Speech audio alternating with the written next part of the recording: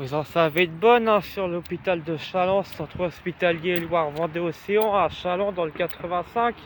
Le chef des urgences, le médecin-chef des urgences en personne, a été suspendu pour faute professionnelle grave qui a entraîné le décès de certains patients. Et là, c'est le chef, mais en début d'année 2025, il y avait eu deux autres urgentistes qui, eux, avaient été condamnés à de la prison. Alors, je ne sais plus si c'était de la prison ferme ou du sursis, mais vers février-mars, il a été condamné à de la prison parce que deux personnes étaient décédées par arrêt cardiaque aux urgences de Challans. Et en 2013, bon, ça date quand même, il y a une femme qui est en dépression pour troubles psychiatriques, elle a été placée en isolement.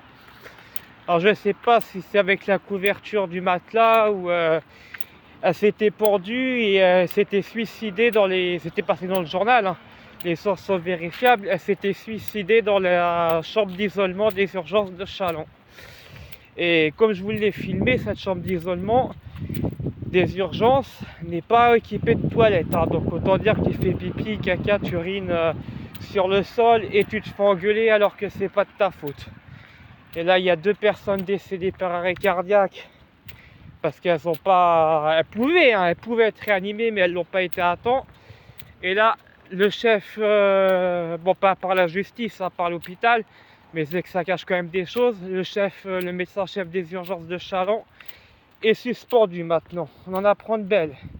Après la radiation du docteur Chevaux, psychiatre pour harcèlement envers des femmes, on en apprend de plus en plus de belles sur le secteur chalandais au niveau de l'hôpital.